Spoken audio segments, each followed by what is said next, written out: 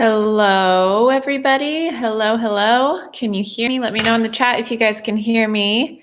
Thank you for joining me on this wild Friday night. Well, at least for me, it's a Friday night. I don't know about you guys.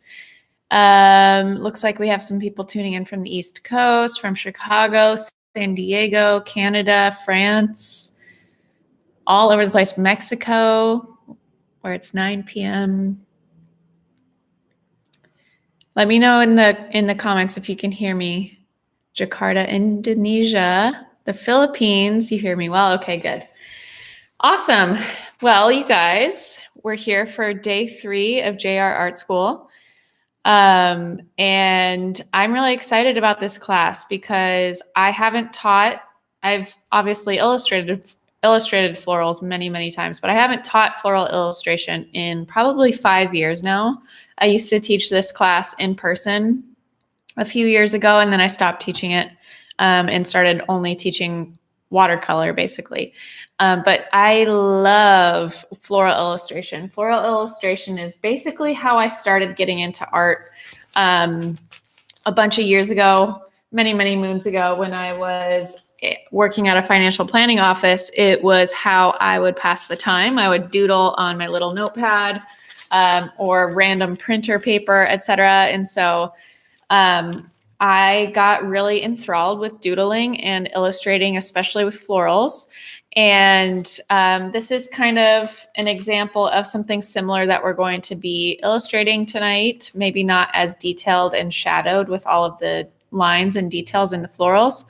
But we're going to do something similar. We might also we have a YouTube tutorial on floral letters as well that we have linked in the description of this video. If after watching this video, if it's not too late for wherever you're tuning in, you want to go watch some more floral illustration videos. We have a bunch of tutorials on my YouTube channel, so make sure you check that one out. I think we did this as a YouTube tutorial as well, this floral wreath or crescent moon.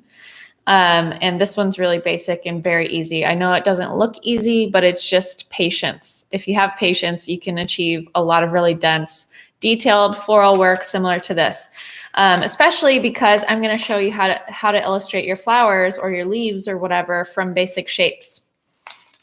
So are you guys excited? You excited to learn some floral illustration tonight or today, whatever time it is for you? Let me know in the comments. If there is any sort of buffering issue or loading issue with your video, just make sure that you have your settings. So go to the gear icon or the settings icon on your video and lower the settings to like 720p instead of 1080p if it's buffering. If it's not buffering, then just keep it whatever the settings are that YouTube gives you, and you should be good.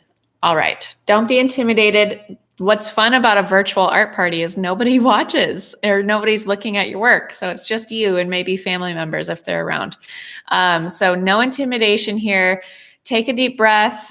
We've got to start somewhere, but I guarantee you're going to be surprised by the results that you get from this class, because floral illustration can be a lot simpler than we think. So I'm going to put this to the side for now, but the tool that I'll be using, I am using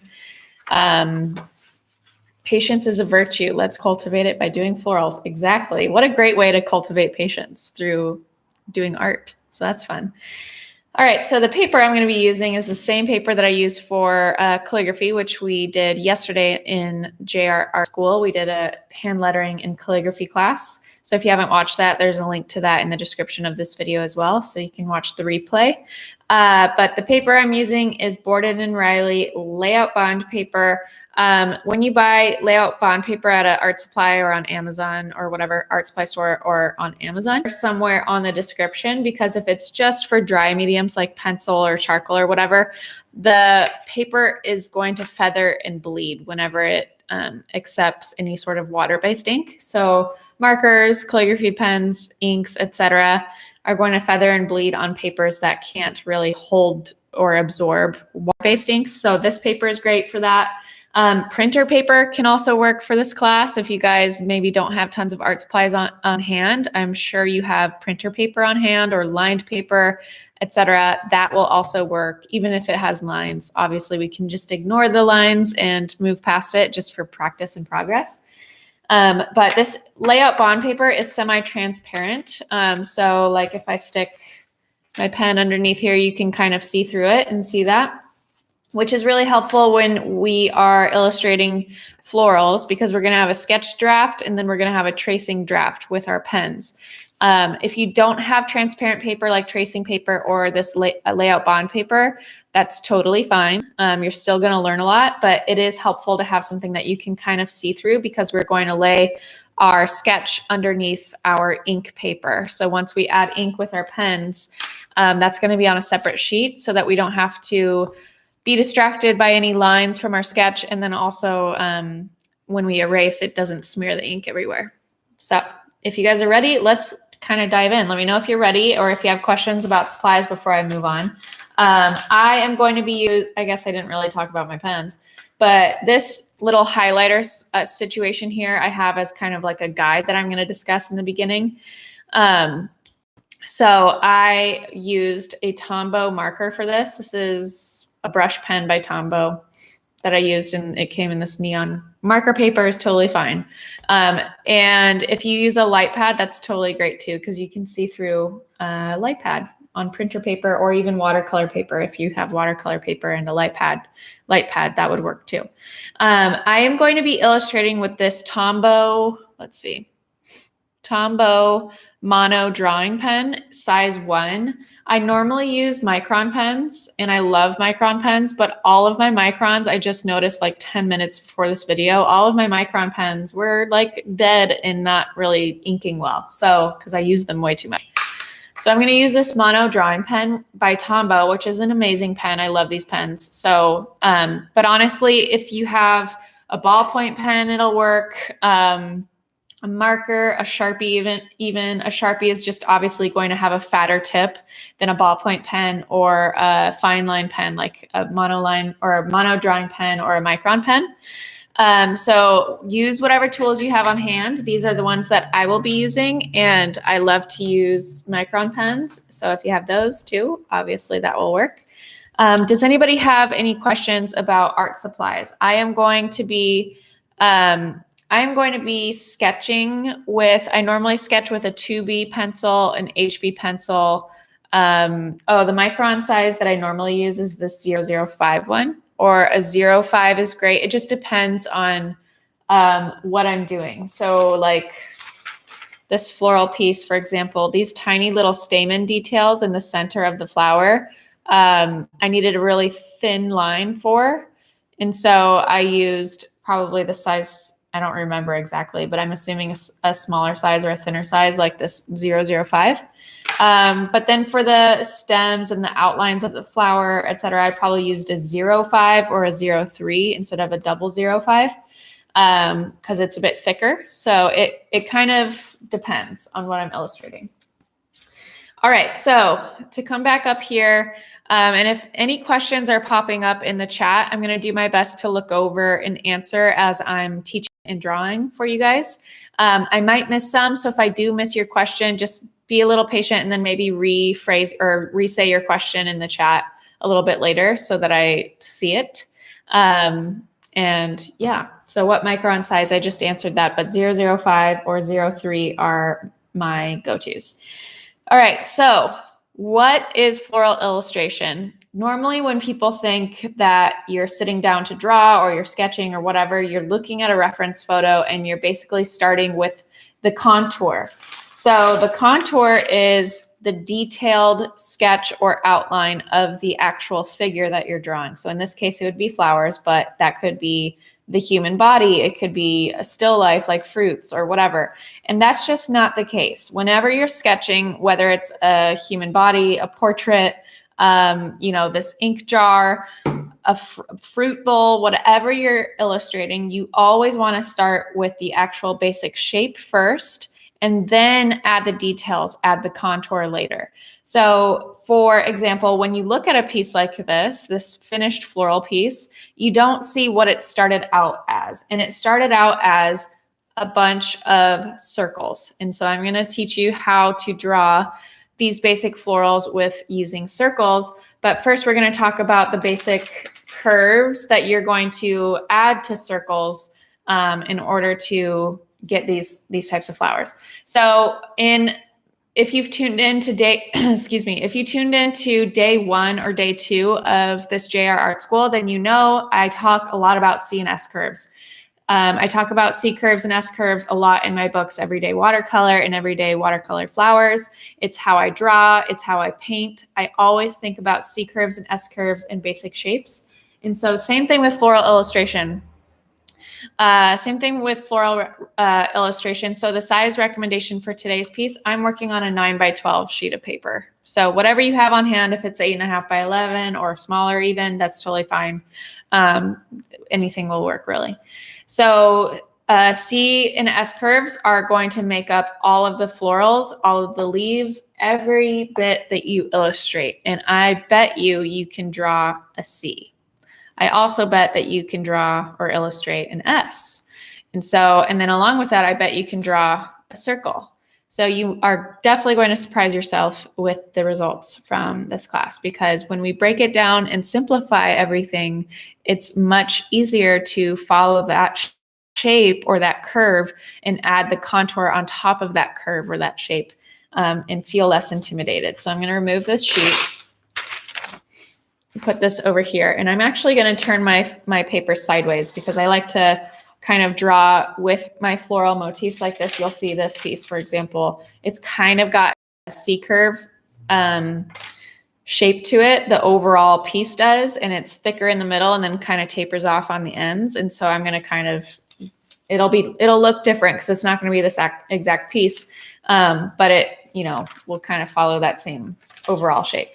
So let's start with understanding these basic curves by illustrating a couple different style of leaves. So I am going to move this to the side over here. And we are going to be drawing some leaves first to get us comfortable, to get us warmed up. We don't want to start right out of the gate with some detailed florals. We're going to start with some basic leaves first.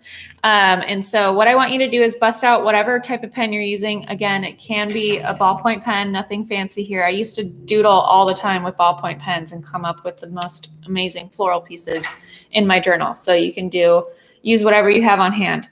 So I've got my Micron or my Tombow mono drawing pen. If you have a Micron, that'll work. If you have a ballpoint pen or a marker, that'll also work. And then bust out your paper. I know I said I was going to do horizontal, but I lied because we're going to do leaves first. So we're just going to this is going to be a practice sheet of just leaves right now. And so what I want you to do is I start from the bottom and work my way up to the top.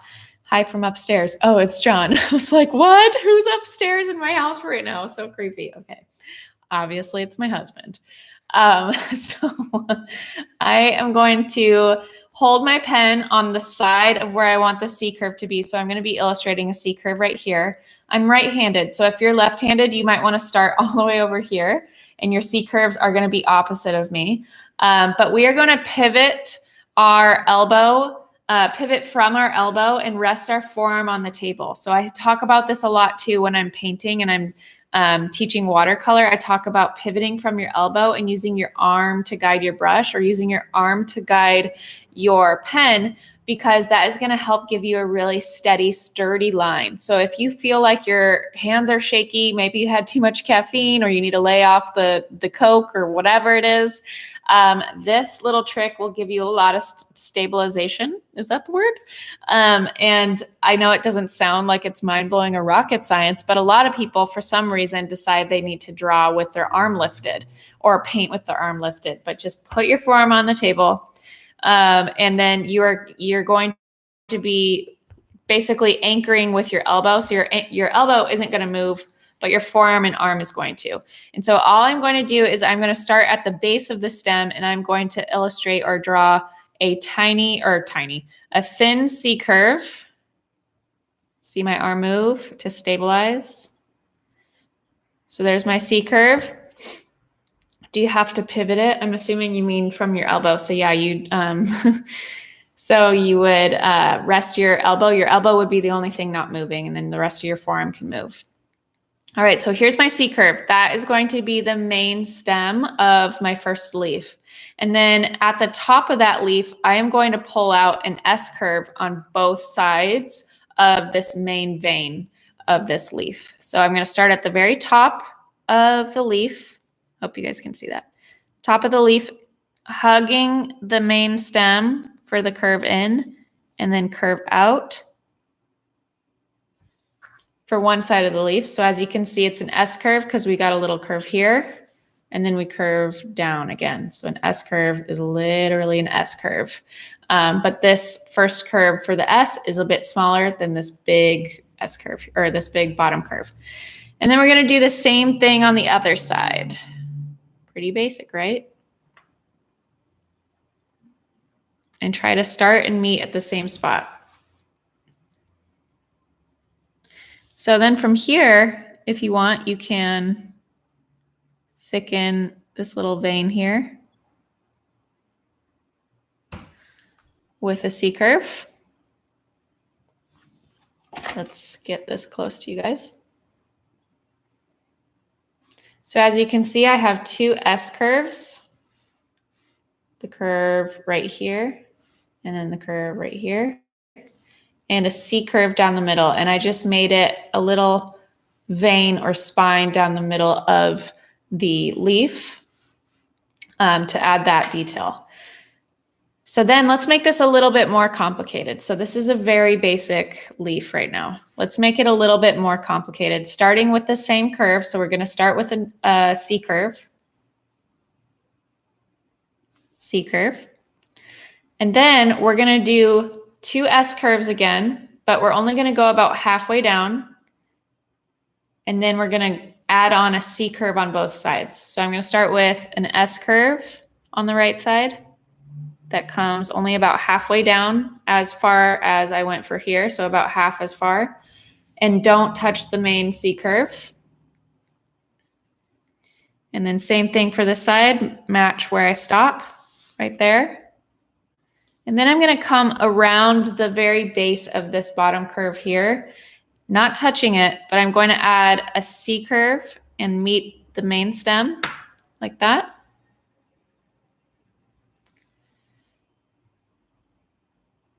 And then another C curve there.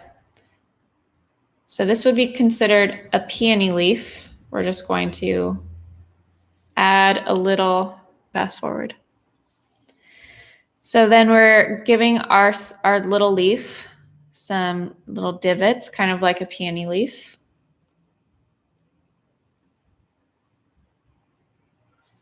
You can add that detail then again. And then obviously some peony leaves have this divot a couple of times. So we can do two C curves at the bottom instead of one. So an S curve, C curve, C curve, like so. All right, so those are some basic leaves. Here I'm going to also show you, this pen is also dying, unfortunately. I'm going to also show you how to do a folded over leaf. Yes, I also like the second leaf better than the first. It has more details. But you can also draw the first if it has a wider base.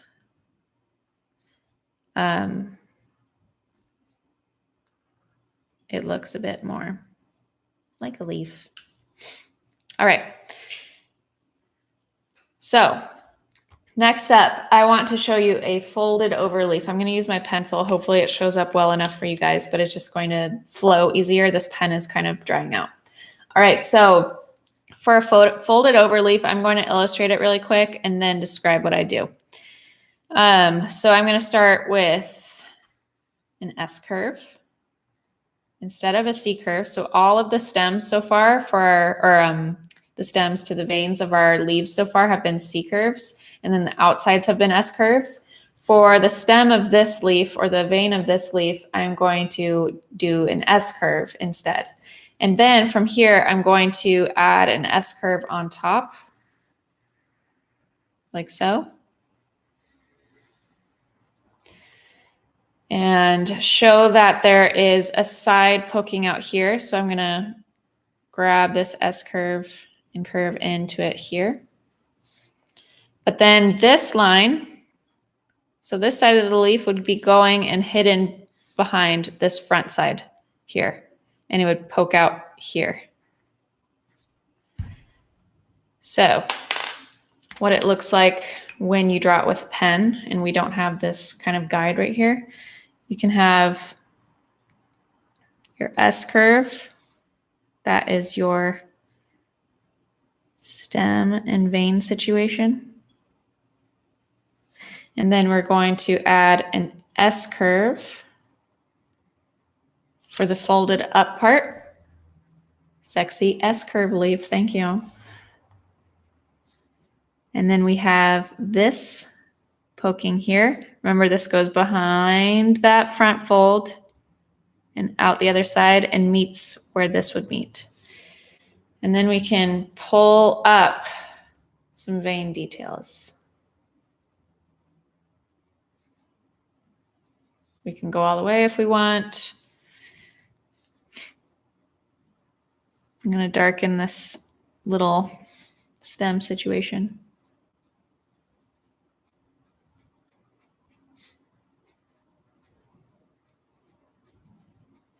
How are your leaves going, guys?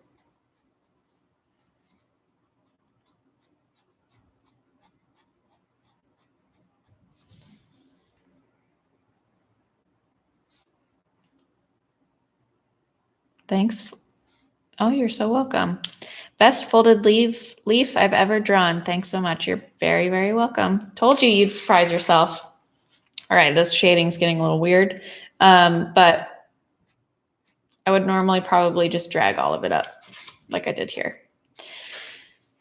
Awesome. That's so great. So you can do leaves. You can do it all. Let me show you a little bunch of leaves. So a little like branch with a bunch of leaves on it. So I'm going to start with a C curve again, a little bundle of leaves, C curve. And then I'm going to have an offshoot of leaves coming out here. Doesn't matter where it is, but I'm C curve, C curve. And then let's do another C curve over here. Maybe a little one there. And then I'm going to add these little leaves, but make them really small on these branches. So I'm going to start with a C curve for a leaf on that stem, S curve, S curve, C curve, S curve, S curve.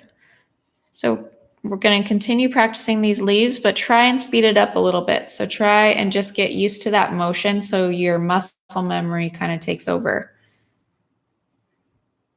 So C curve, S curve, S curve. Some leaves are smaller than others. Great therapy for sure. I hope you guys have some good music on.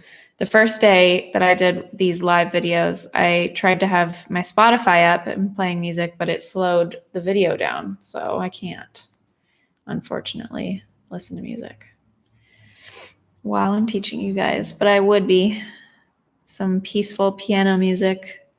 If you are listening and you want to pull up some really good music and you have Spotify, the playlist on Spotify called Peaceful Piano is awesome for art things. So as you can see, it isn't, unfortunately, it's not possible to bring the camera closer. I can actually raise my desk though. Let's do that. Let's see if that works. Hopefully this doesn't break anything. How's that? A little easier to see. Now it's at like the height of my face. So I started with these main C curves here and then just added C curve to S curve. Here, let's do another C curve down here. C curve, S curve. And we're not trying to get things perfect right now. The more leaves you add, the more detailed and amazing it looks. And it starts to just distract the person looking at the piece from all of the little, issues or mistakes in your piece. So for example, like I didn't have these C curves lining up here. I also really need to sharpen my pencil, but I have no idea where my pencil sharpener is.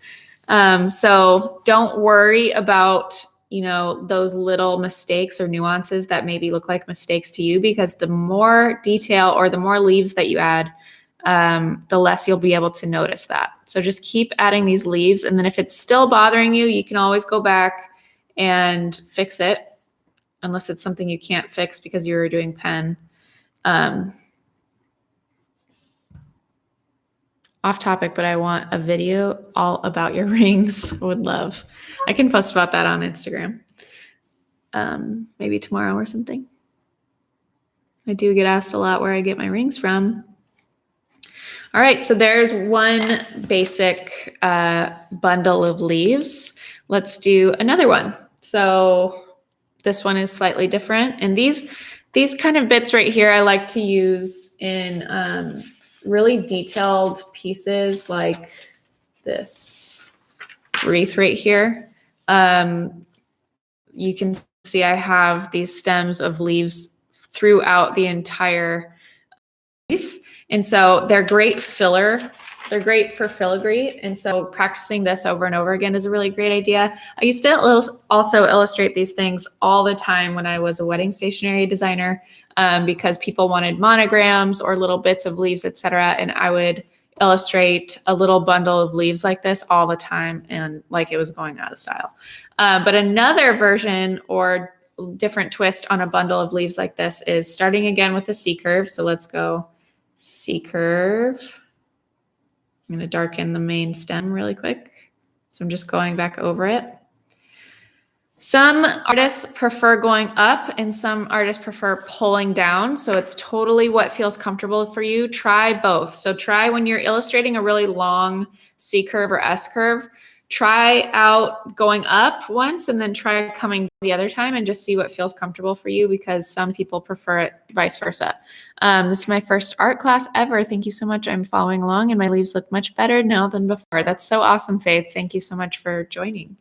Okay, so another little filigree item that you can practice and get comfortable with these C and S curves that I was talking about is we're going to do the same thing where we are, what's it called?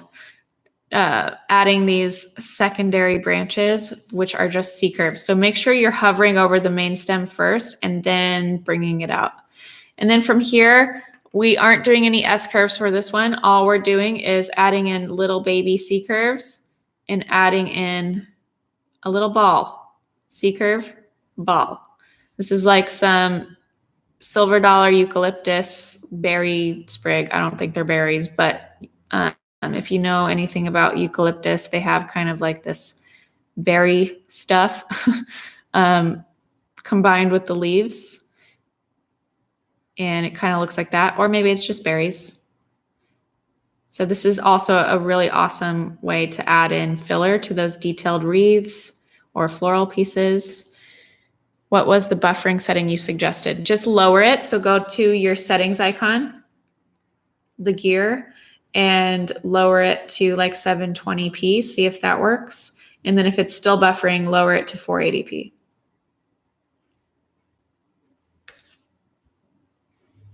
So all I'm doing is pulling out some C curves. Some are longer than others, and some have little arm extensions on them. And I'm just adding little balls at the end of those C curves. Yes, art is very needed at this time. I mean, I don't know about you. It's only been almost 30 minutes and I've completely forgotten about what's going on in our world for the last 30 minutes. So if you ever need like a mental break or something to distract you in a very good way, I highly recommend just picking up your pens or brushes and just getting lost in some artwork. That's why I have this YouTube channel, because it's some time that I get to paint, but then also it's available for you guys to kind of pick up your creativity again. A larger version just to see the shape. Okay, I'll have to do it with a pencil because this pen will dry out. So here is like one of these branches. And all I'm doing is drawing a circle at the end and coloring it in. and then pulling out another C curve, circle, color it in, like so. Does that make sense?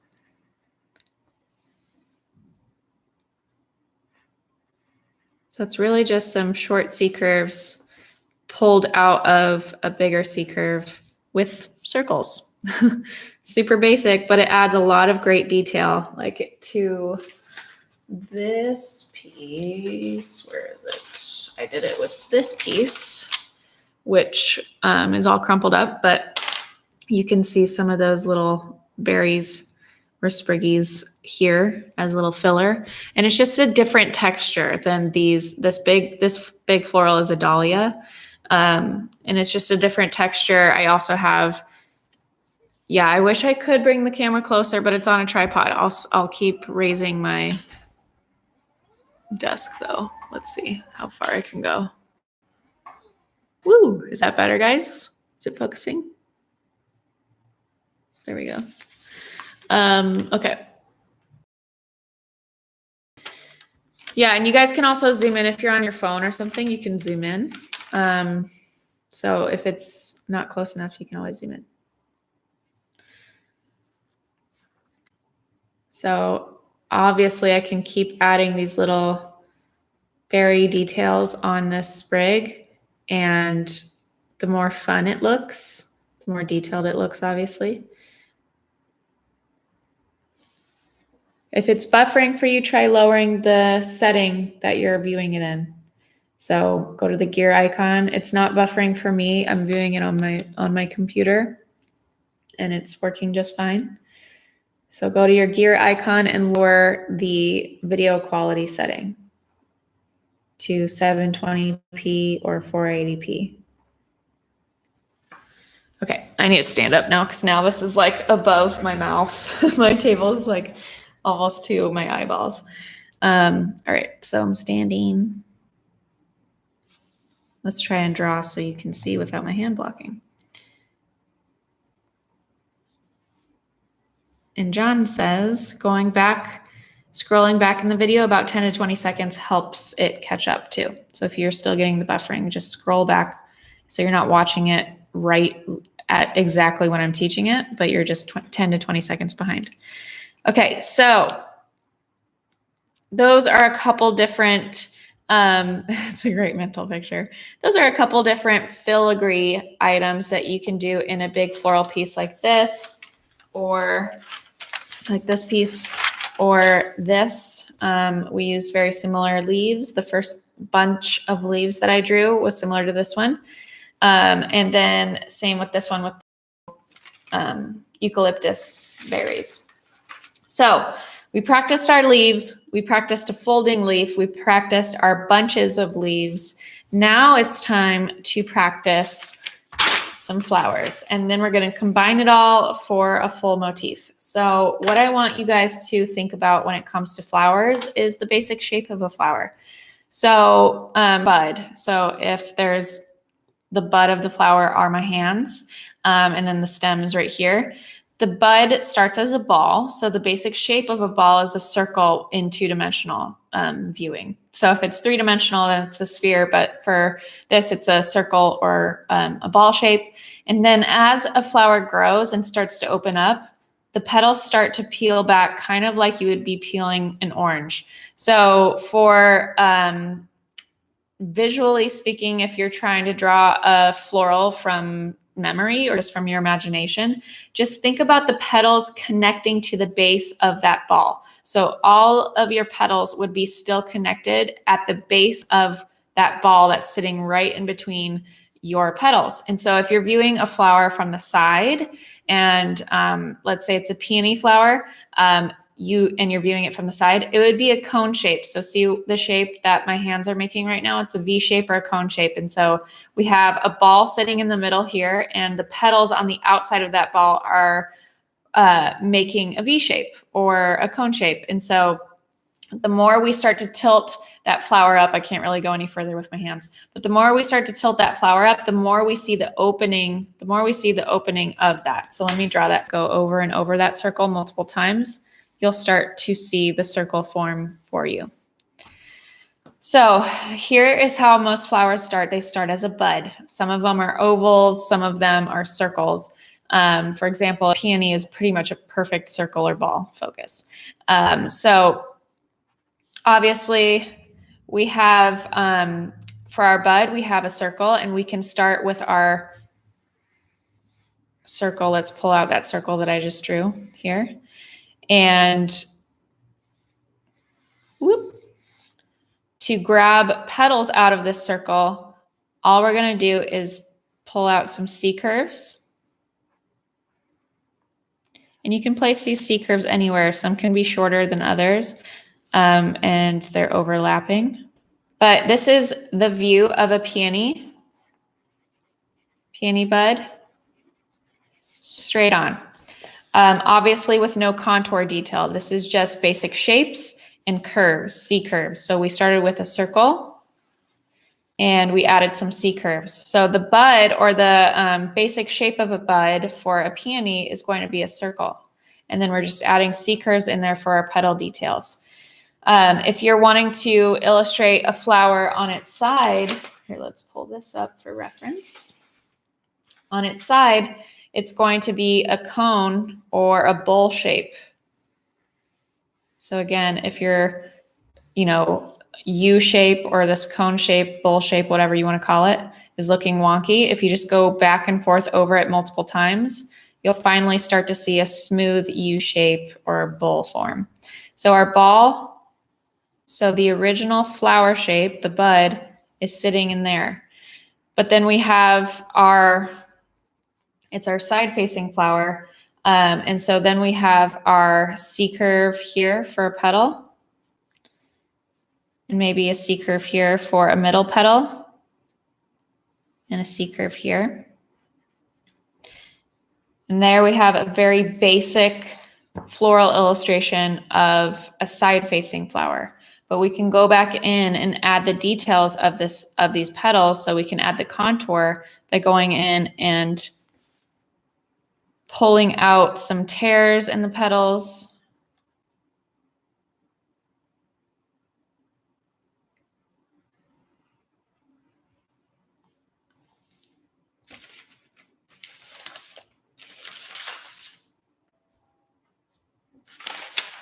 And then on this side as well. I know I'm drawing dark pencil on top of dark pencil, so I'll make this a little easier to see with a separate drawing. And then this would kind of come up kind of like a little butt here at the bottom. And our ball is here. So all of our petals and all of our stems, which there's one stem, our stem would be right at the center of that ball.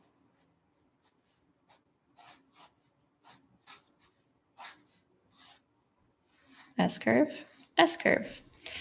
So there we have two different views or perspectives on one flower. So we have a side-facing flower, which is going to be a cone shape.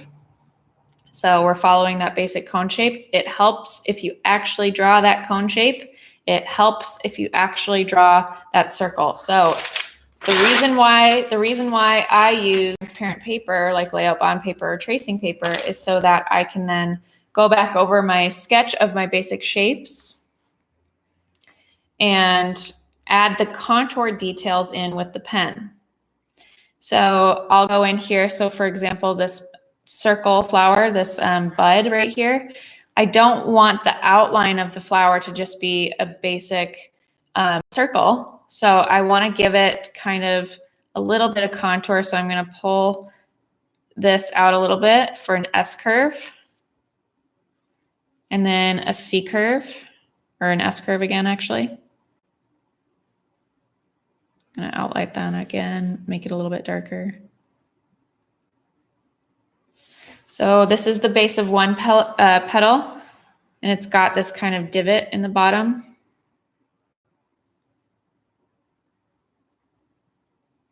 And then I'm just going over that curve that I had as a sketch. This was originally just a C curve, and just giving it little divots and dips. This little motion right here is literally just some parentheses.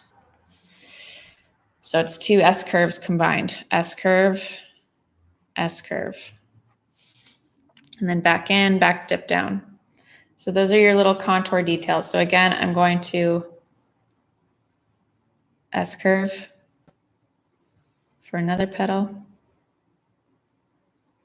Darken that line. Because my pen is drying out. S curve. Doesn't matter if you start with an S curve or so pull out a C curve here. Some petals have more details than others, and so draw that with that in mind.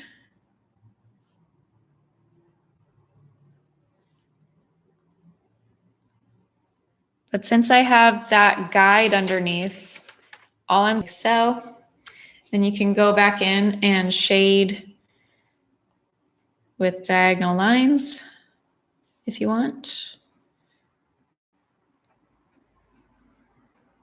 Especially on these inside petals.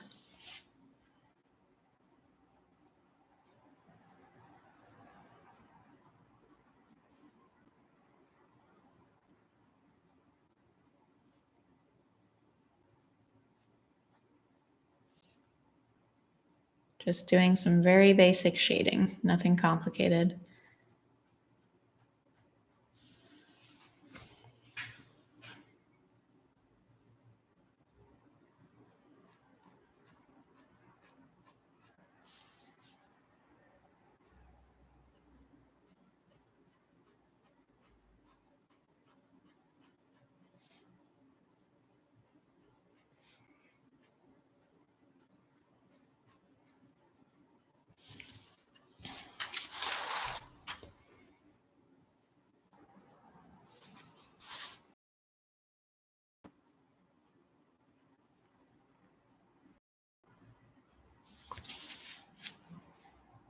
Lines, lines, lines, lines, lines, lines.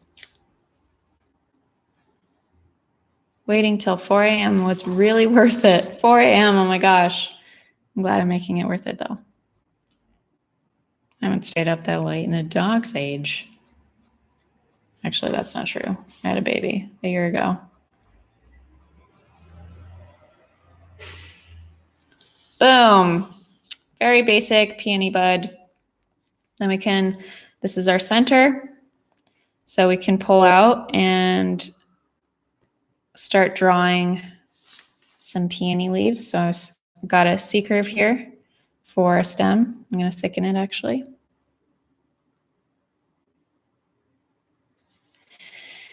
C curve, another C curve for a leaf. So an S curve on both sides of that C curve.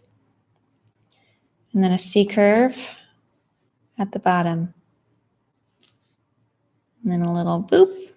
Trying to give you guys as much view as possible when I'm actually drawing, but I grip my pen so far up, it's hard to get comfortable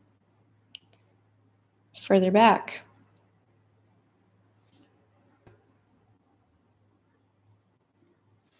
But don't worry, our YouTube channel has a ton of floral illustration videos that has side views, etc., because we're not doing it live. So we have multiple cameras camera angles we can show. Got some leaves.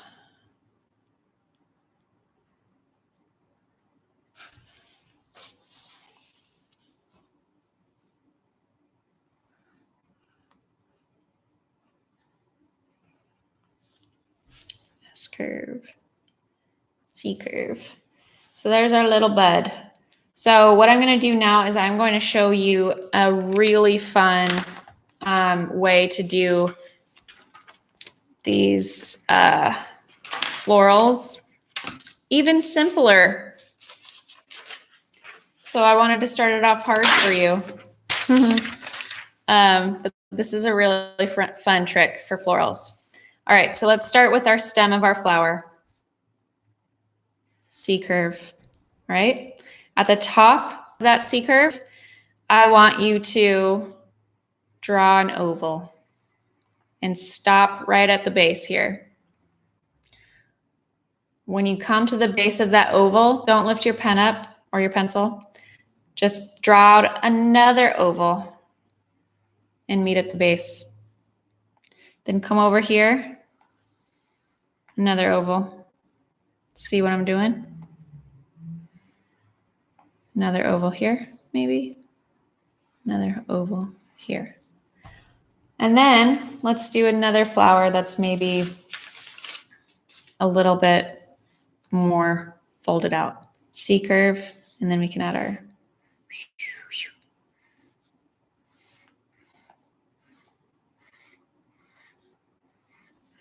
Let's do another flower that's a little bit shorter petals. So we've got wider ovals.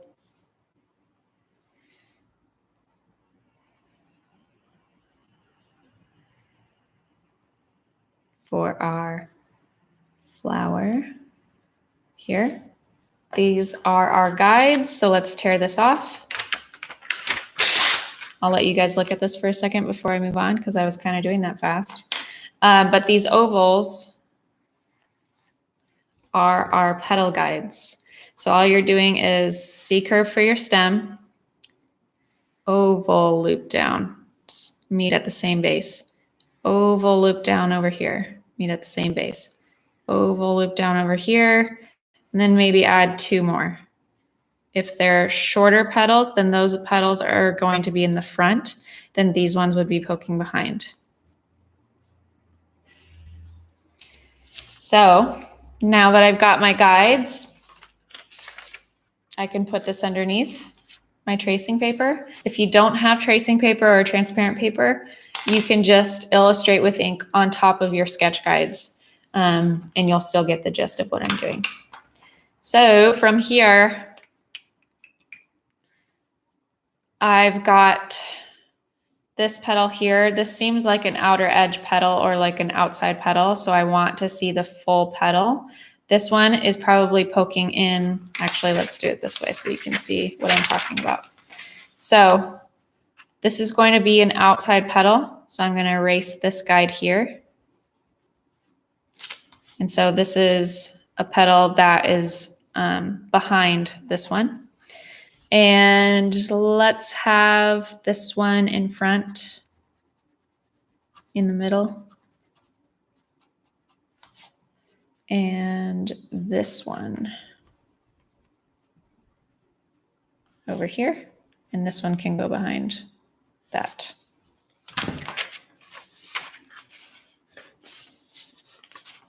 So, ovals for the win.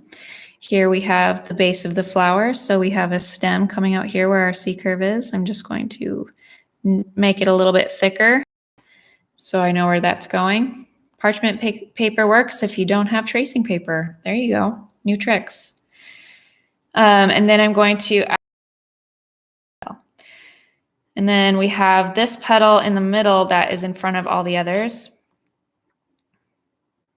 C curve. Maybe it's coming up like parentheses.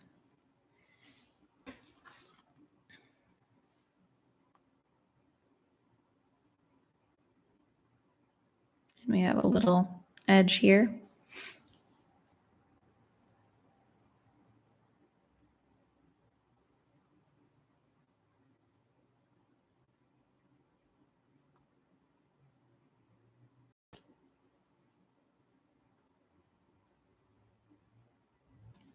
Then these petals are behind. Fascinating.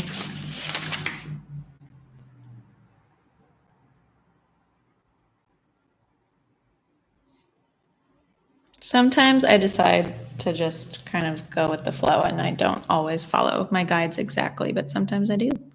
And then we can pull some texture out of the base of these ovals.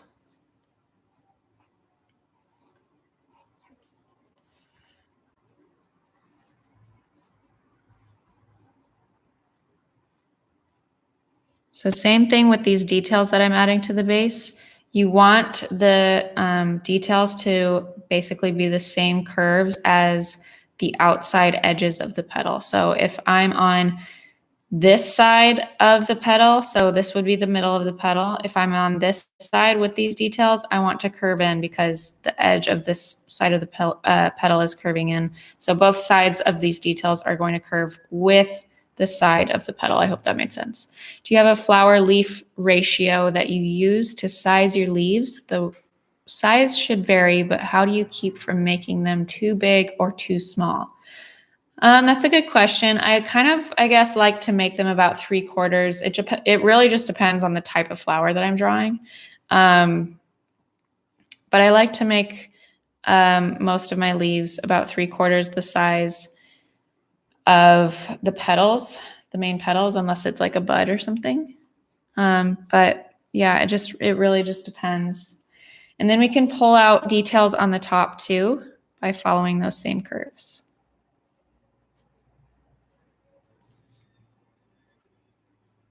So I'm varying the length of these detail curves that I am bringing in. Or the more lines that I add, the more detailed it's going to look. And so the less you're going to notice any sort of weird looking lines or mistakes. So just keep adding in these little C curves. Pull it down.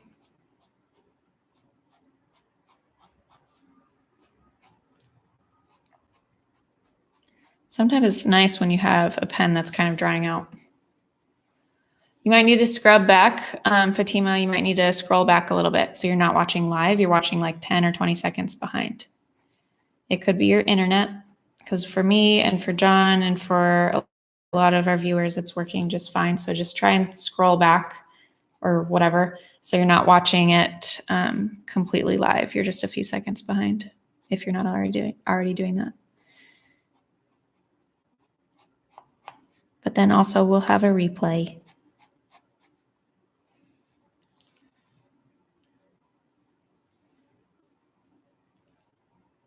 Or what John said. So now I'm just adding these details to all of my petals, and you really start to see the flower take life.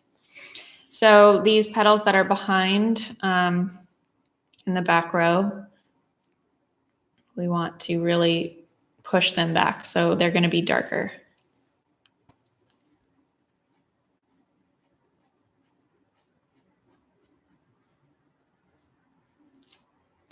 Any sort of little dips in petals, I like to really accentuate with darker shadows and details. Focus, focus, focus.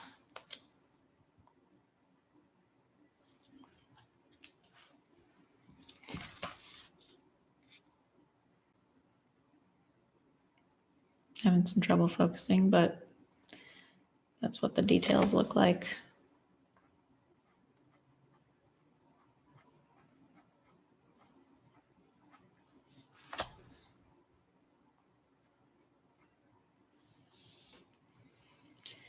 You start to just kind of get lost in all of these frickin' C curves, you know? And that's pure therapy.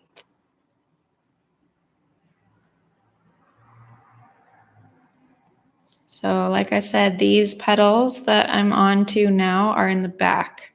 So I want them to appear further behind. And to do that, you're just going to make them a little darker. So I'm darkening the top because it's kind of like peeling the petal away at the top and then at the bottom too, to accentuate this edge of this petal.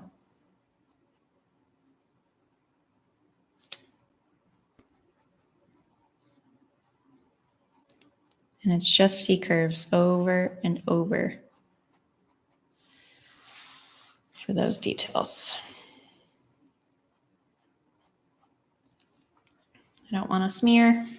So trick, if you don't want to smear, put a paper on top of where you just inked, so then you can lay down your hand on top of it.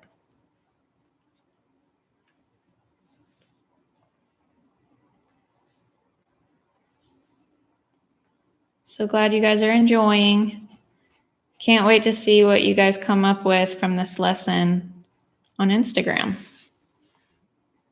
So make sure to tag hashtag JR Art School, JR Art School. And then, so for those bigger petals that you might be intimidated with adding details to,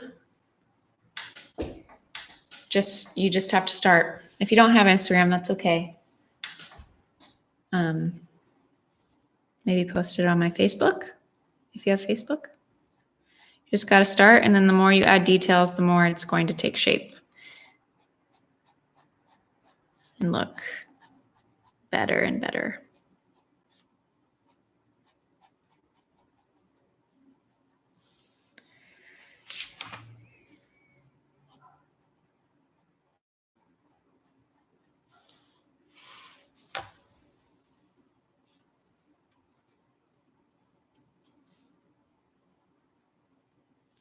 Yes, I am going to show shading the leaves.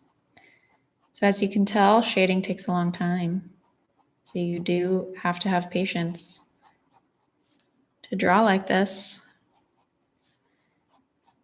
But what else would we be doing right now?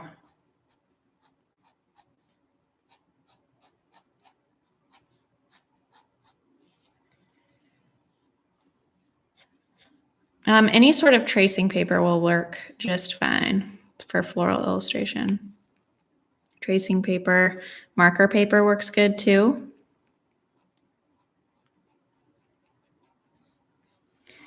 I just prefer using layout bond paper because it feels a little bit more durable to me than tracing paper, but tracing paper works just fine too.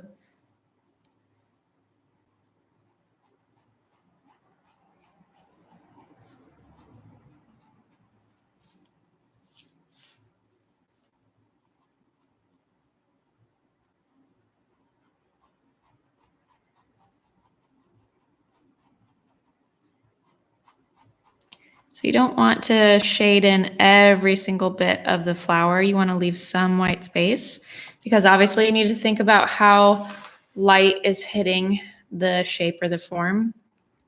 And so I left a lot of white space open kind of in the middle sun. I'm still using the mono drawing pen from Tombow.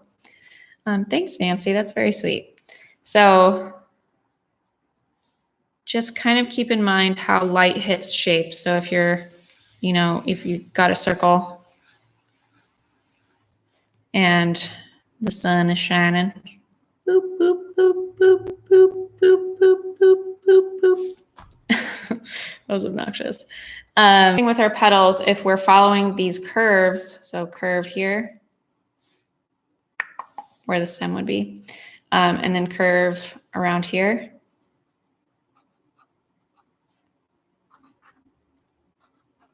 Then our high point of where these two curves are meeting or lines are meeting, C curves, is going to be right in the middle of these petals. Wow, it's actually looking good for me. I'm so happy to hear that. So now I'm going to pull out the stem of this flower. Again, all of your petals and your stem, this little ball where this cone of petals is hugging, that is where all of your petals will point to. That's why doing a guide like this is so easy because they're all connected to that same bottom spot. So they're all coming back to that same base. And so that's the same exact thing for petals on a flower. And so then obviously your stem is going to be at that same spot. So here's one side of my stem. I'm going to darken it. Steady hand, steady hand. And then my other side of my stem. So I'm going to draw both sides of my stem first before I add in any of my leaves. And I'm going to stop there because that's where I added in another little stem with a leaf on it. I don't know how you deal with all these comments. So I know I'm kind of used to it now because I do a lot of live videos, but it is a lot to keep up with. So I stopped that side of the stem here because there is a leaf with a big stem right here that I want to show as growing out of that right there. And then we can pull that down again and give it a little base. Pencil is totally okay. Whatever tools you have. And then we can finish off that side of the stem. Right there. Hello from Australia. I love Australia. And a C curve for one side of the leaf. And then same thing on the other side. S curve. Oh, I'm so happy to hear this, you guys. A lot of you guys are really shocked at the results you're seeing. I told you you'd be shocked. It's just basic shapes and curves and ovals. Good day, mate. Did I say it right? I don't even know if they say that. I mean, I don't know. I'm definitely not Australian. S curve. C curve. For a little baby leaf. And then if you're drawing a flower like this on your own and you're like, how many leaves do I decide to put on a stem like this? I really don't know how to tell you or answer that question, because it really is all about feel, unless you're looking at a photo for reference. But it's all about feel. Like, how does the weightiness of the flower feel? Are you wanting it to look more windswept or bare? Are you wanting it to look more detailed and dense, etc.? But it really is all about zigzagging your way across a stem as well, because people's eyes just naturally are looking to zigzag across a piece, whether it's a full motif of flowers like this. They want to zigzag between elements. That's why with your leaves around your stem, you don't want them all to land on one side of the stem, and you want to stagger them a little bit. This is like a full-blown tulip, so long leaves maybe too. Yeah, if you are trying to make it look like a tulip right now, this could be a hellebore. This could be a side-facing hellebore. This could be a side-facing anemone like this. Obviously, anemones have dark centers, most of them. So it could be a side-facing anemone. We don't really know what the flower is, but if you want it to be a tulip, then your tulip leaf, let's do a tulip leaf really quick. Your tulip, make it thinner and longer with your S-curve. And then another thing you can do with your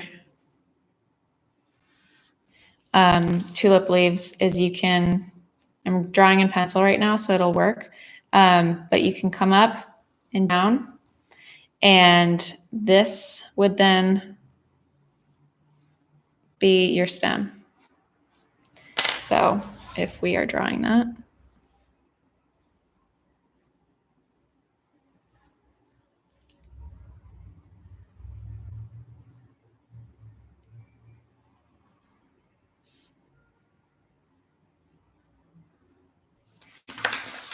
so we've got a folded, hard to see that, but I basically started with a C curve. Creativity is key. And just did an S around it like that. And then followed this hump here to the base. So start right here at the top of this curve here and pull it to where the curve ends. And so now that is your stem or your outside of your leaf. Let me darken that. Style tulip be adapted to this style? Yes, you just have to, instead of having little detail at the top, little contour at the top, you would have a lot more contour at the top, because parrot tulips have a lot of texture and like fluffy, hairy details at the top. So you just kind of, the tops of your pillows, thinking about sleep, obviously, the tops of your petals would look more like ragged, and you can add little strings off the tops. So similar, but just like, so same shape, same overall shape. And then you would just add a lot more like hairy fire looking detail at the top. All right, so I'm going to come back to this leaf and I'm going to pull down my S curve. Pen is freaking dumb. Term, little boop. S curve. C curve. Boop. For another leaf. Right now, this is feeling very top heavy to me. So what I'm going to do is I'm going to add more leaves. I don't want to add more leaves down here at the base because I want to frame this top heaviness. I want to help kind of taper that down. So I'm going to add more leaves on this guy. I'm going to pull out a C curve here, S curve, or C curve, S curve, C curve. So now I'm going to go quicker. And maybe S curve, C curve.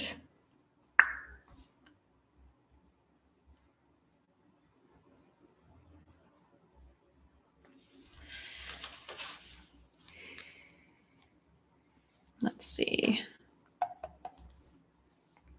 I want to go in the middle here.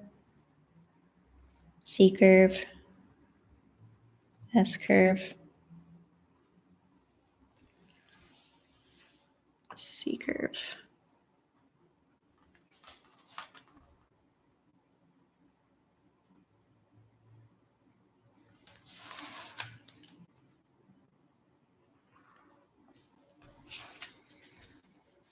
You guys are very welcome. I love teaching. So this is fun for me and relaxing. Great way to wind down. Let's do one more baby leaf here.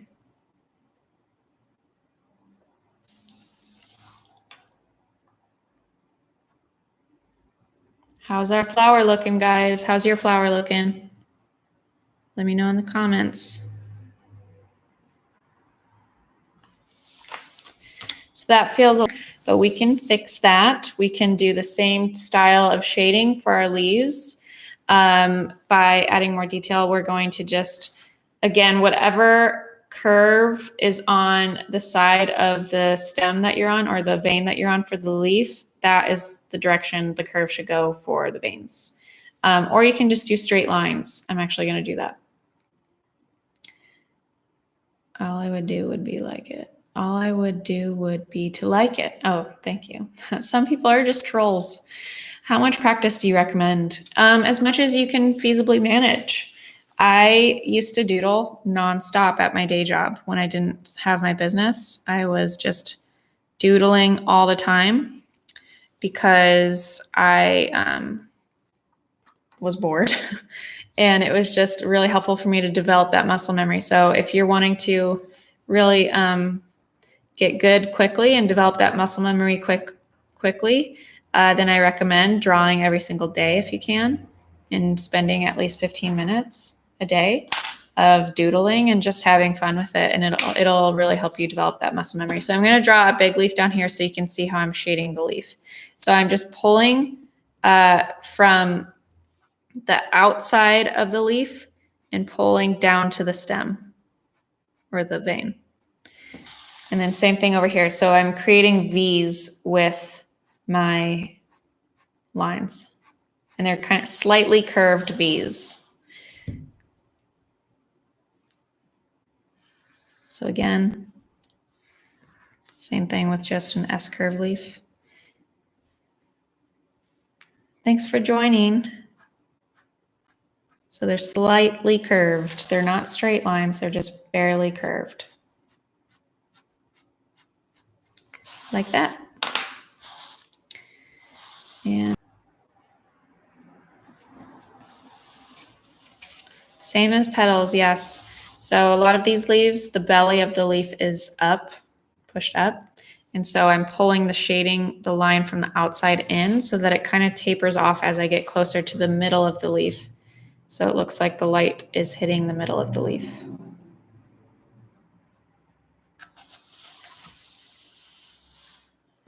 Let me see if you can see that better. Focus, focus, focus, focus, focus, focus. Did I just hit 30K? Awesome. We were just a few people away. So we're celebrating together right now. That's awesome. We started this channel in June or May or something, and we hit 30K already. I'm so grateful for all of you. My pen is dying.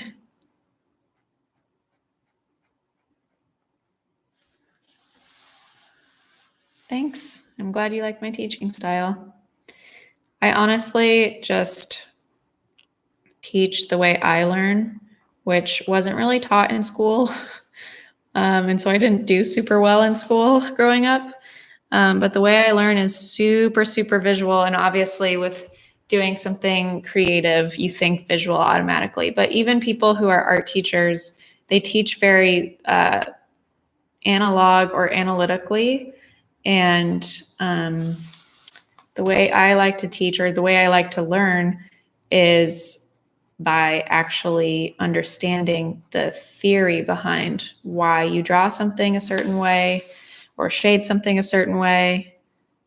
And so everything I teach, whether it's calligraphy, watercolor, or line drawing like this, I always teach basic shapes because that is just how I view florals. And it is a method that a lot of artists use. Obviously, you have live drawing classes or still life classes where they're teaching you to draw spheres and boxes and whatnot and talking about light source and all of that. So it's similar to any sketching class or fine art class that you'd take at like a junior college or high school level even, but applying it to flowers or painting. Like, for example, in my book, Everyday Watercolor, these are the actual sketches that I used in the book. But I teach how to paint an elephant from basic shapes. So sketching it first from, just a couple circles, and then C curves for the trunk, and then adding in the contour details, and same with the toucan, oval and circles, and then trees as well. So if you wanted to sketch a tree, you'd start with 4 circles or however many circles, and then you'd add your contour around those circles, and then your shading would be informed by those circles or those spheres. So our sun in this case is over here, and so our light source is hitting the most right there, and so this bottom moon shape right here on all of these circles is in shadow. So understanding basic shapes will inform all of the things, whatever you're drawing, whether it's animals, flowers, letters even. I teach lettering from basic shapes and curves. That tree would be so much easier. A lot less time consuming. Doop, doop, doop. So still adding these line details to our leaves. C curve, C curve, C curve. I'm glad it helps. It helps me to draw that way. Trying to get my hand out of the way as much as possible. It's kind of difficult. C curve.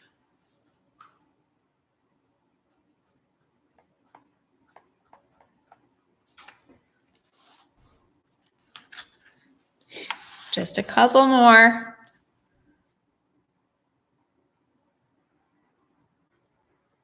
Some of these C curves are longer than others, and that's just to add more texture and detail to the leaf, because you're going to have some little folds and tears in a leaf. So those little details help it look a little bit more natural. Good night, Sharon. Or good morning, wherever you're tuning in from. I'm assuming it's a good night, though.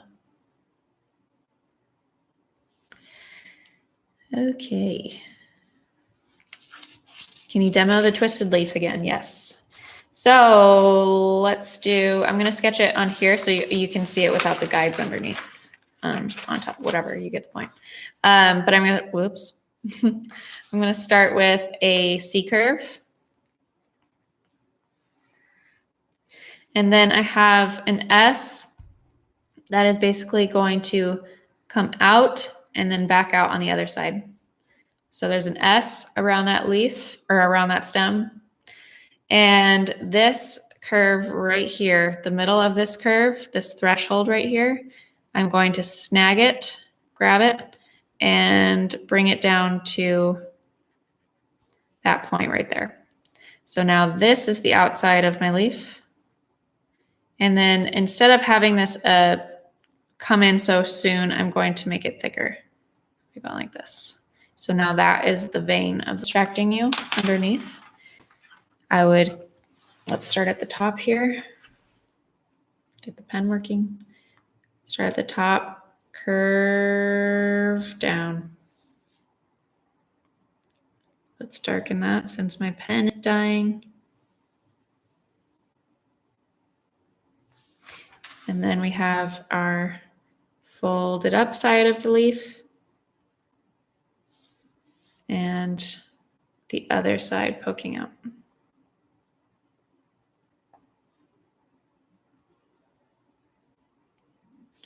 Then we have our vein, which you wouldn't see on this side because it's ending right here.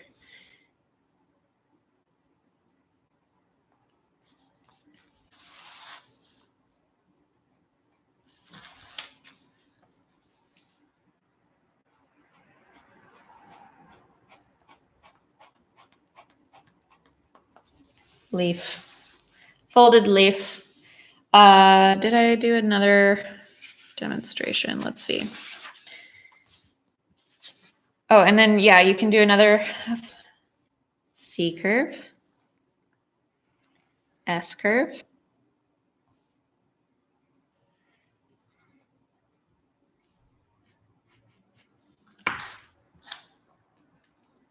so you got your C curve.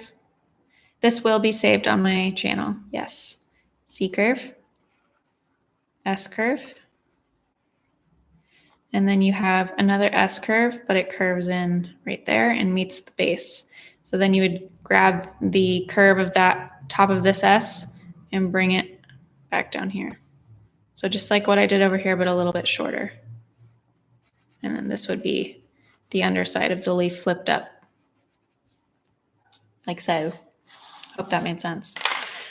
All right, so now that we have some of our basic shapes down, we did our flowers from circles, we did our flowers from ovals, looped ovals, and we did some of our filigree, and now we know how to sketch our leaves. We are going to combine and make a cute little motif. So motif, what I'm talking about when I say motif, I'm going to flip this horizontal now.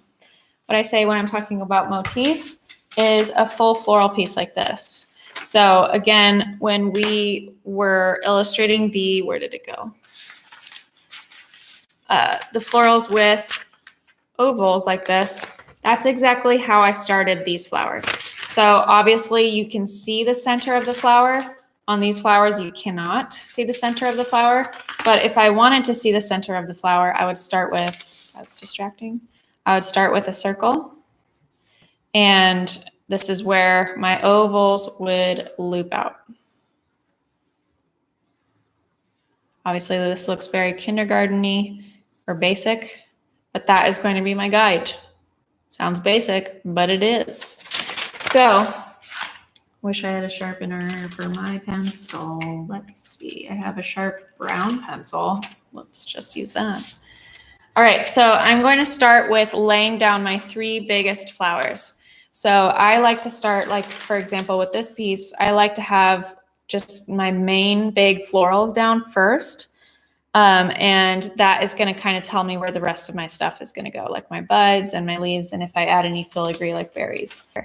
I'm not going to show you the inking part. I'm probably just going to show you the pencil part. But I'm going to start with the bulb of these 3 flowers first. And because I want it to zigzag, so I'm going to come up here with a bigger bulb.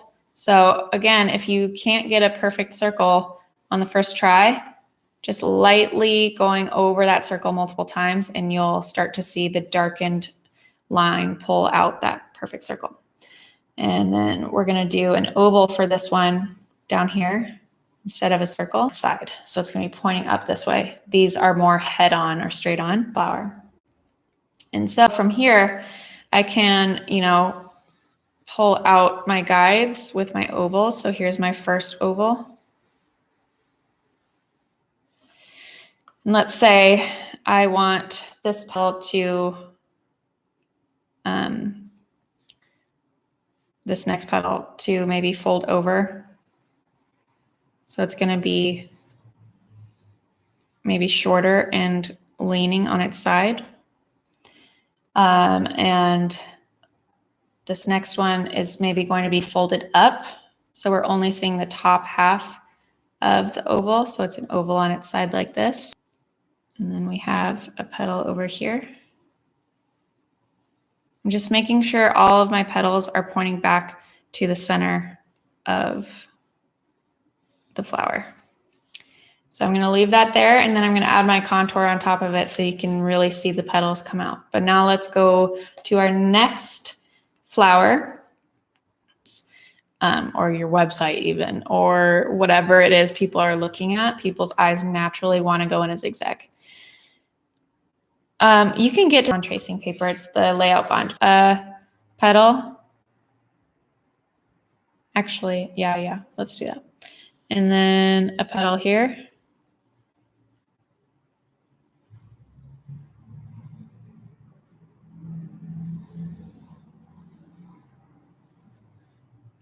So it looks very facing flower. So just to show you what I'm doing here, I'm going to start with my petals a little bit lower than the oval. So the oval ends here. And normally I would be right on top of the oval with my oval, right on top of the circle, or the oval in this case, with my oval petals. But I'm going to go a little bit lower because it's going to be a cone-shaped flower. So there's an oval there. An oval there.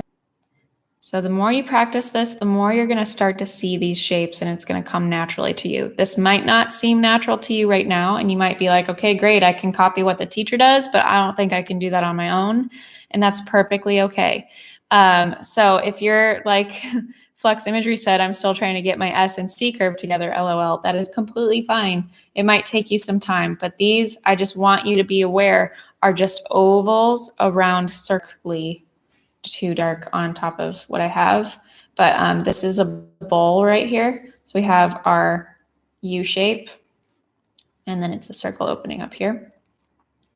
And then for this petal, so this is going to be the top of the petal actually, because it's a folded up.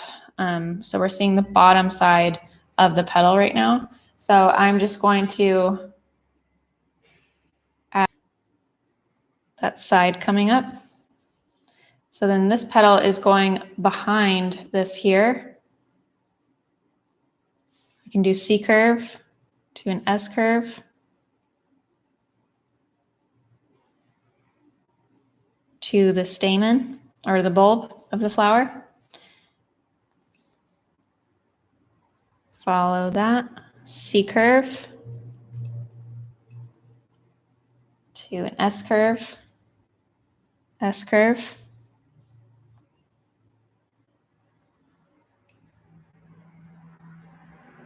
It's going behind this petal. So the ovals don't necessarily intersect the center circle always. No, not always. It depends on how the petal is laying, but they are always going to be pointing back to the center of the flower.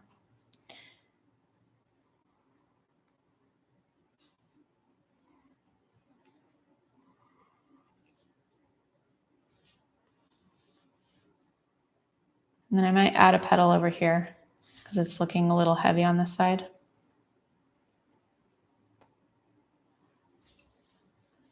Right there. Then we'll add our contour detail or our shading detail soon. Let's move on to this petal. So here's our bulb right here. I want it to poke out just a little bit. So here's the top of our petal.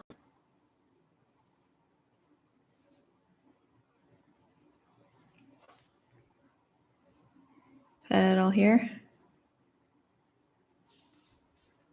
Bulb.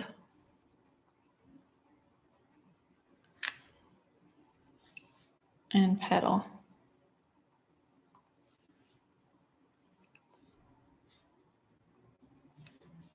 Maybe another here.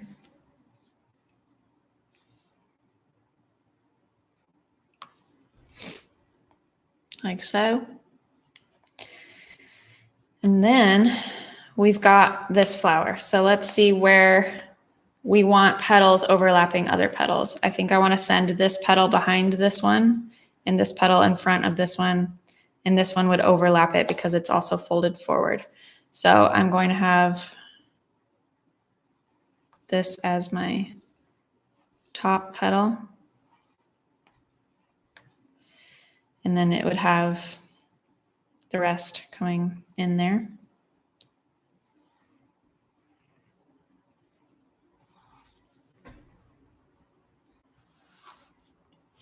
For the tops of these petals, I'm kind of varying where I'm adding little parentheses with the little tips or points at the top of the petal, but you can literally just do this motion where you're adding a C curve. It's really detailed and beautiful. And then you can go back in and add those little dips, and then we can add shading like that. So then this petal is going behind this one. So I'm going to C curve, C curve.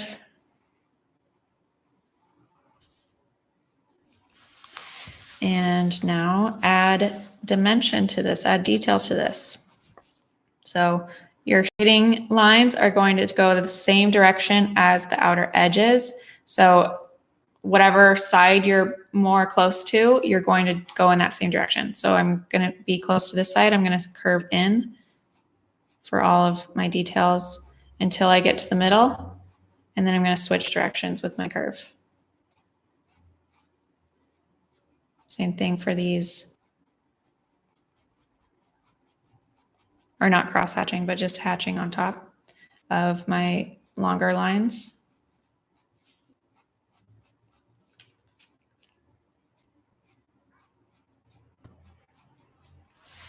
And then doing that for each petal.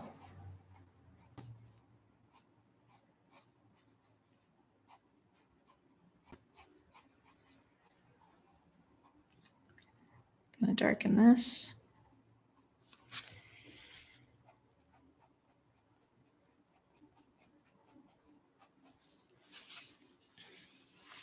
This is the back side of a petal that's showing, so it's going to kind of curve on the sides. So we'll follow that oval shape.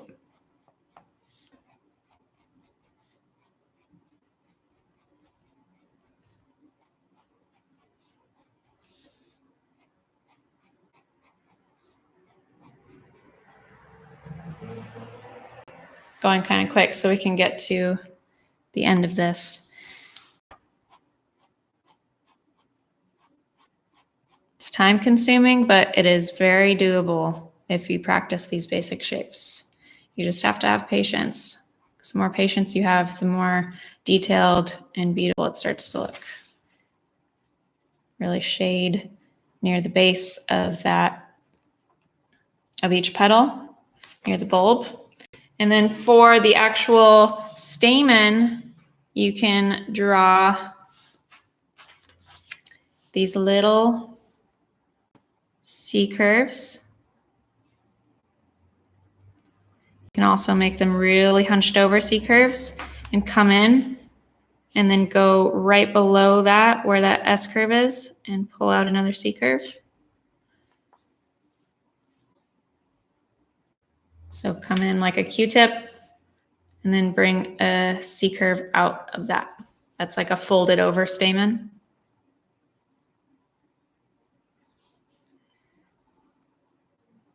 Looks like little worms, but if you these all around your bulb, kind of cross them over each other, starts to really add some fun detail. Hello.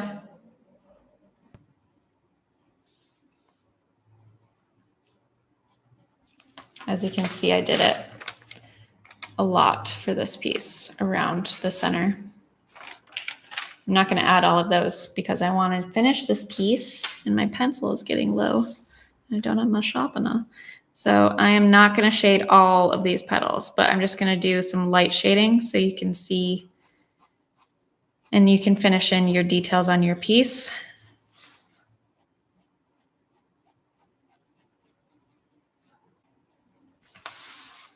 If you like, if you want to continue after this live class ends, you can keep adding the details to your piece and then share with me online on Instagram.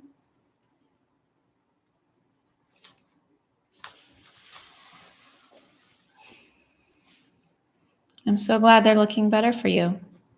It's awesome. Woo! Sketch, sketch, sketch. Hello from Chile. Hello. Thanks for joining. And then our next flower. I don't like how this one is high up on the left, so I'm going to bring another petal right there. Boom. These petals that are behind these front ones, I'm making a little darker. No, I'm not showing how to make this a letter. We have a separate tutorial for that. That is linked in the description of this video. This is just a motif. Just a motif. A motif like this. Practice, practice, practice. Yes.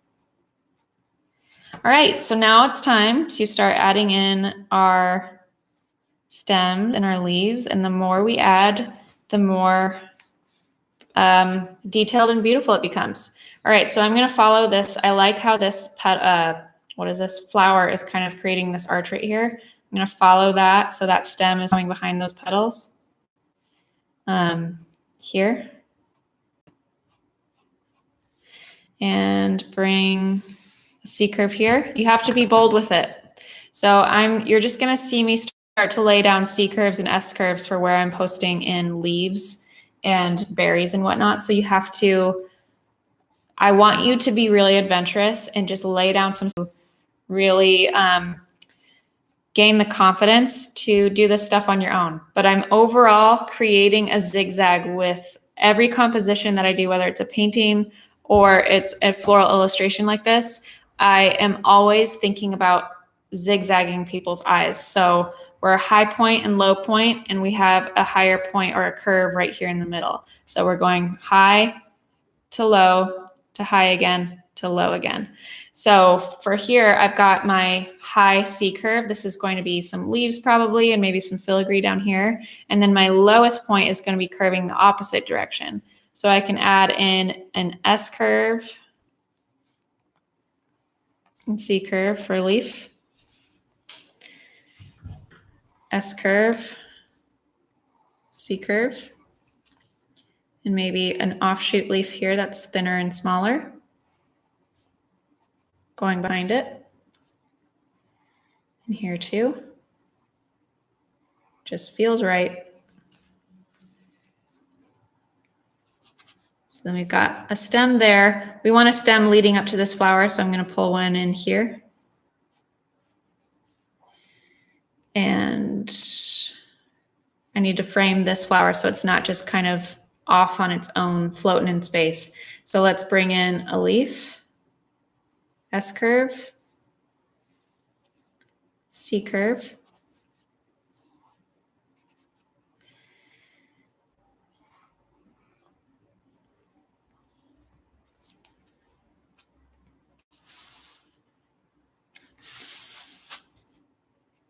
Grab the top of this little vein here for an S curve and C curve.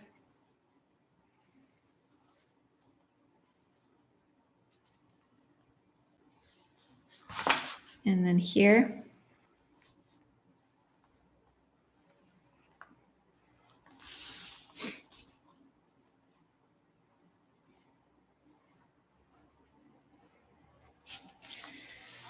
All right, so now I've got my overall shape down for my motif. It's an S curve.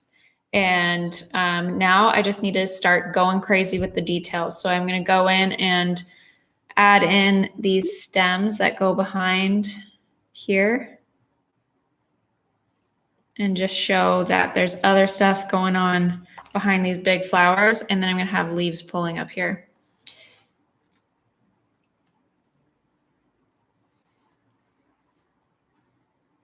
Leaf.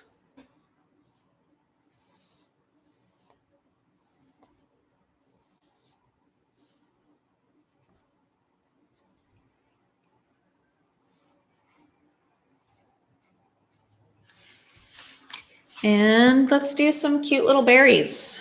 So we've got a little C curve here with our ball at the top. Thank you guys. You're all being so sweet.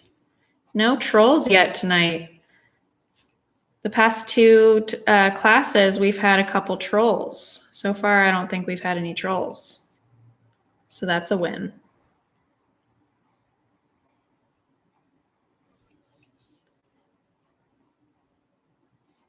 I mean, there's still some time left. We still could have some trolls pop up.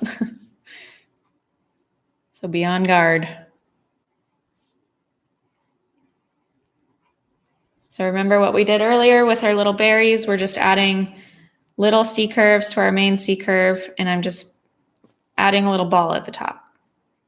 These are great little fillers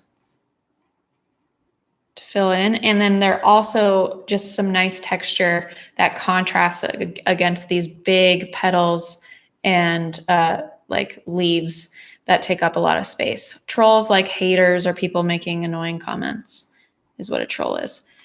Do leaves usually come out of the petal junction? Yes. So as you can see, like this leaf is pointing back to the center of this flower. So that is where all of your leaves would grow out of. You're basically just pointing back to the center of your flower.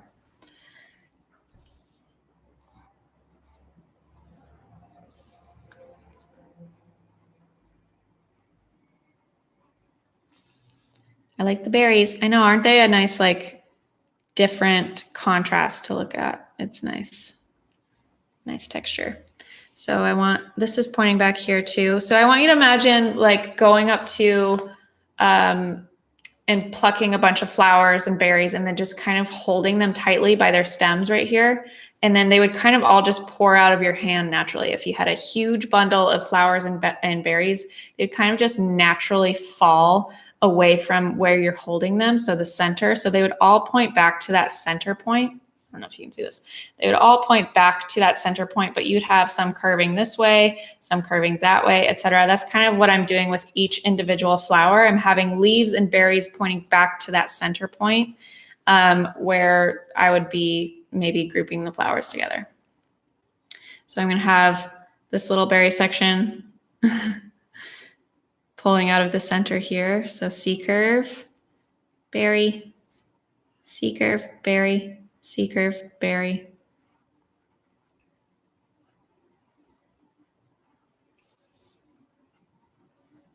The more berries you add, the more fun it looks.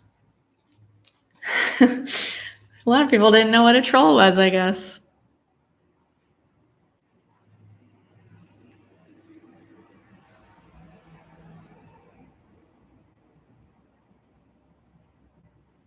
How's it going, guys?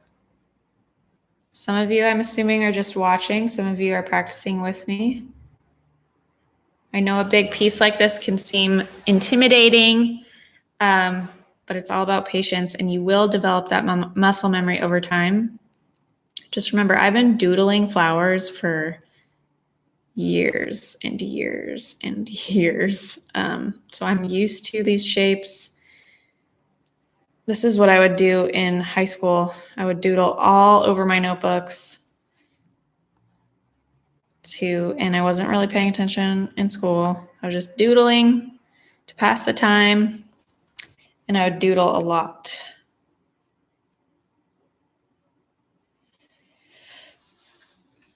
I love how you don't stress over the pen pencil you have on hand. You just make it work. Yeah, man, you can make whatever you have on hand work.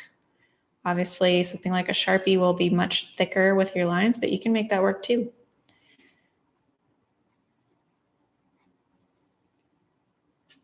Beautiful morning. Good morning. Berries. So point back to that. Let's curve this way for that.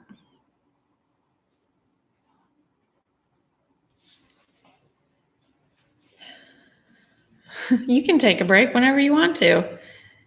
This is not a requirement, and it's recorded, so you can always come back to the replay.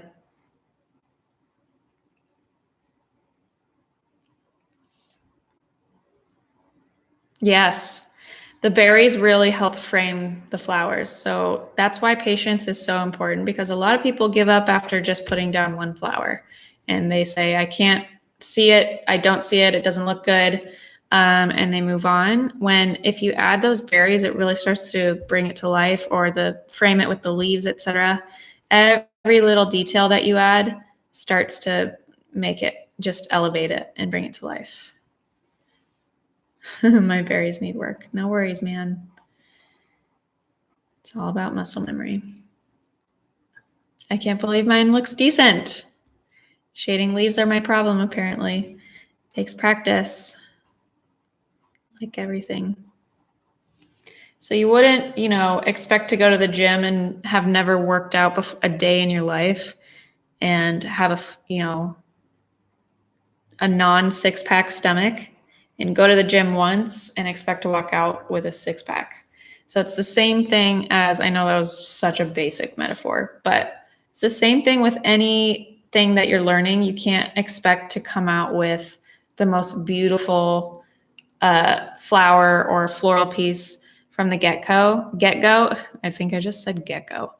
From the get-go, because it's your first time illustrating like this, most likely. So be gracious and always progress over perfection. I don't hate it. Yeah, I told you. John, my husband. So let's add some berries over here. My pencil's getting really, really flat now, really dull. And I don't have a sharpener. So we're pressing really hard.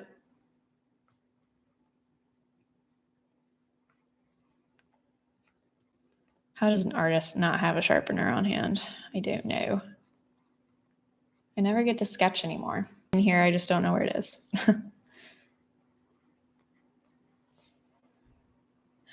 It's taking shape, guys.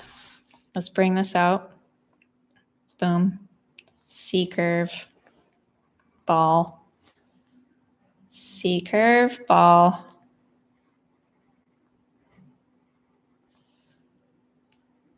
Oh, I love that. My 9-year-old said, I'm speechless at my art. Thank you, Jenna. That is literally going to make my week.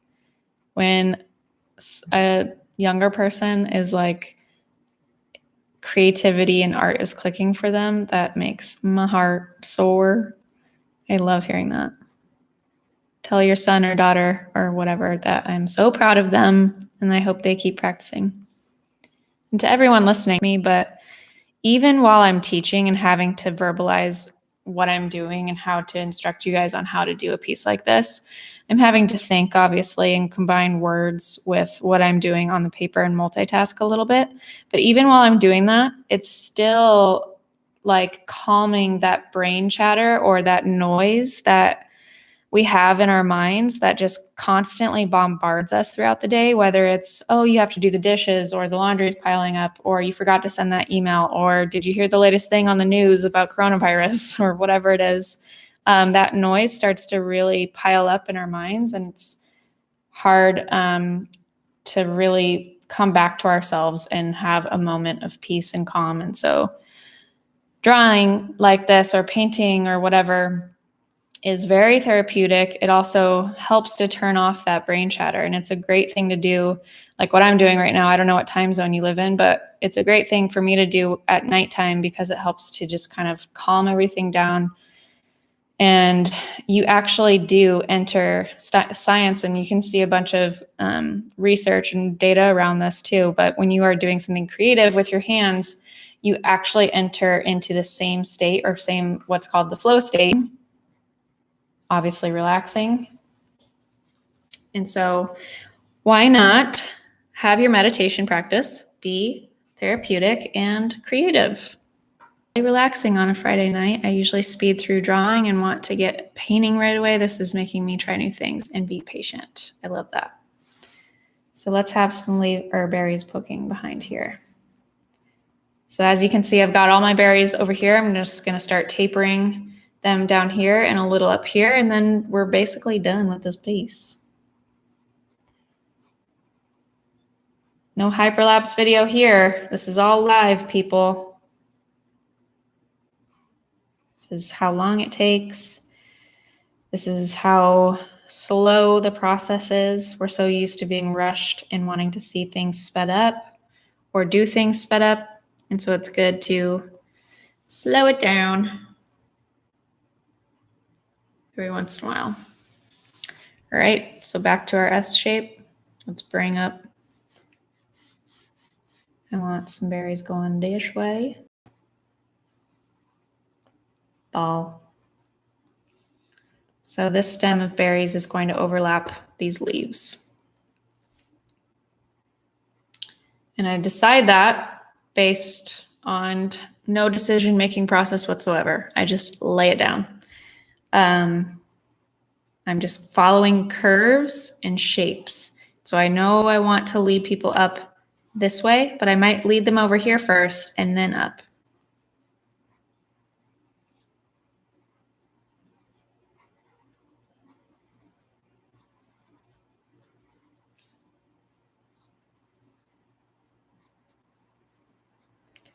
Dullest pencil in the world. It's the dullest pencil in the world. It's my made-up song about my pencil. Hope you liked it. Oh, boy. Deep breaths, everyone. How's your posture looking? You hunched over your desk? Roll those shoulders back. I don't want you, aching, all achy breaky after this. So now I'm going to have some berries that go behind this leaf and pull up, but don't go as high as this leaf because that's my high point. This is my lowest point. And I don't want them competing because that's going to lead people in a straight line across.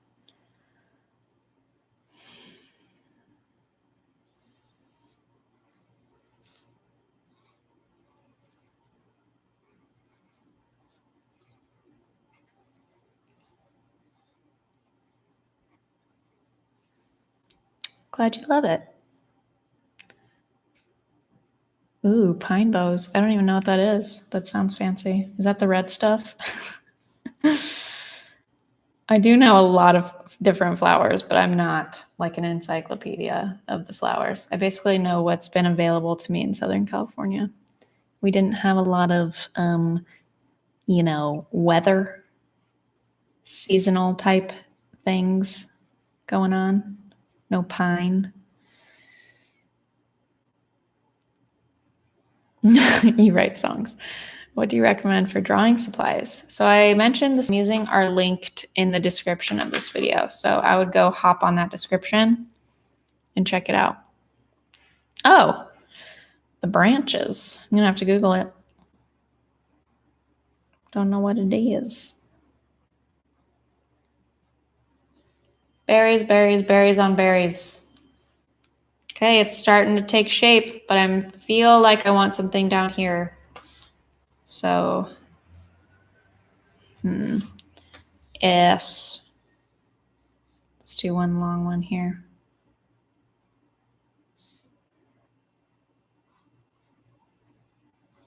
Just trying to find the edge on my pencil.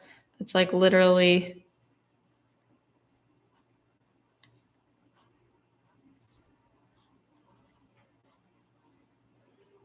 almost done, you guys.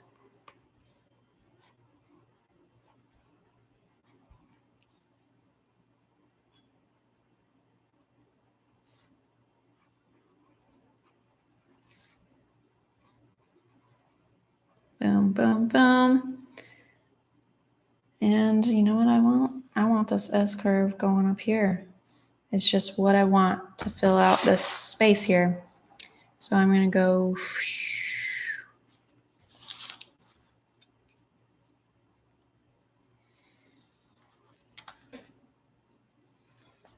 for another leaf.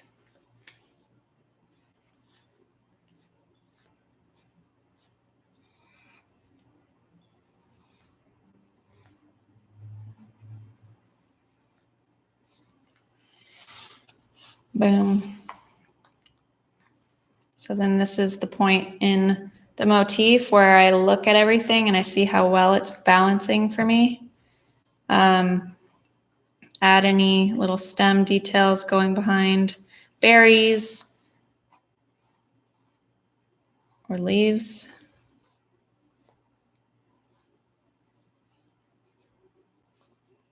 Like so.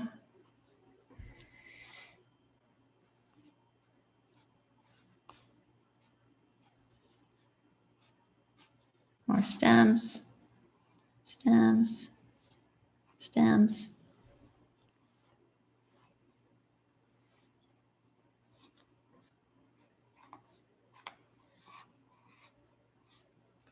So these leaves are behind those berries.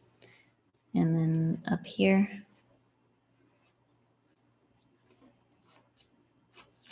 And then low point here. Just extending my S curve for my overall piece a little bit more.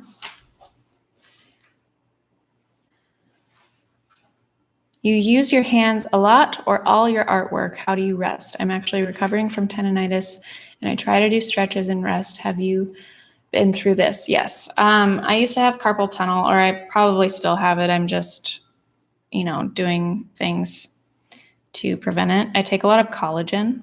And collagen is really great for bone, joint, hair, nails, health, etc. And that has definitely helped me with joint pain over the years. And then I just make sure I'm not like constantly painting or drawing, because I do grip pretty tightly, especially when I'm drawing like this. And so that has caused a lot of wrist pain over the years. Even when I'm designing and I'm holding my mouse up like this, that caused a lot of pain in my wrist too. So it's just all about taking breaks, drinking a lot of water, and taking collagen have really helped. So I know that's like not stretches or your typical answer, but helps a ton if you're taking collagen and then drinking lots of water. All right, guys. I think that's it. I kind of like tweak the piece till I die. And I keep going sometimes, but those are the main details. Yeah, the berries really, really make it pop, huh? So if you missed it, you can rewind after this video or even now, but you'll miss the end probably. You can watch it not live. Then we can shade our bulbs if we want.